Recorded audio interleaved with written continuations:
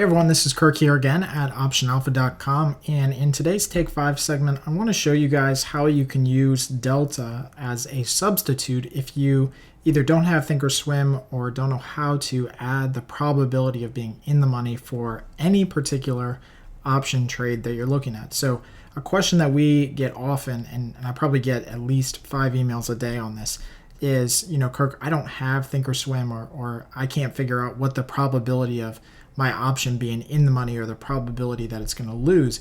So in this video, I want to show you how you can use a delta as a pretty rough substitute. Now, it's not going to be exact. It's not going to be as detailed as the actual statistic, but delta is a great tool to use so that it kind of gives you a good kind of comparing apples to apples in a sense if you don't have or again can't load the probability of being in the money. So in this example, we're going to look at Apple stock. It's just a really good example because it's highly traded, lots of activity in the options.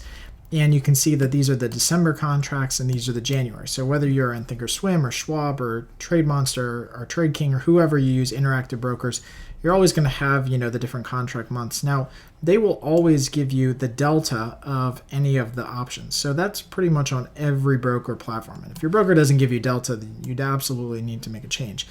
But delta is the one that they usually give you because it's one of the important Greeks. Now, in Thinkorswim, they also give us this column that says probability ITM. So this probability that if you trade a given option, the likelihood that that option will be in the money, ITM, by expiration. So in this case, they have them both for the calls and the puts.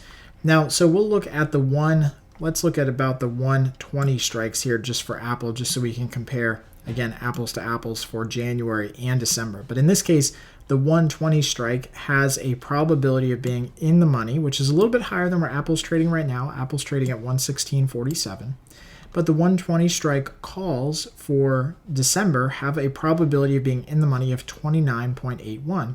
So what that means is that there's a 29.81, or basically a 30% chance that Apple trades above and closes above 120 by December expiration, which is 30 days out.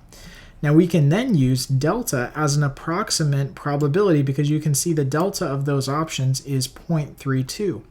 So you can use now delta as an approximation because the actual probability is 30%, but the delta is around 0.32. So if you use delta, you could say, okay, maybe there's about a 32% chance that Apple trades above 120 by expiration. If we do the same thing out in the January options, you can see that the 120s have about a 34.8% chance, or about a 35% chance of trading above and closing above 120 by expiration. And you can see that the delta is a little bit higher as well. Out here, it's about 38. So again, it's not going to mirror up exactly. You're not going to have a 1-for-1, but the deltas, if you don't have this probability calculation, give you a little bit better understanding of what your likelihood of success is on a given option. And again, it works in both directions, not only with the calls, but also with the puts. So if we look at, let's say, the 115 puts for January, you can see the actual probability is about 47%, and the delta is about 0.43. Okay, so it's a little bit off, but it gives you a good basis and context for how you can determine probability without actually having that physical calculation. So hopefully this video was really helpful. As always, these Take 5 segments are here for you guys just to take 5 minutes out of your day to learn one new cool thing about options trading. And as always, if you have any comments or questions, please leave them right below in the email and comment box, and happy trading.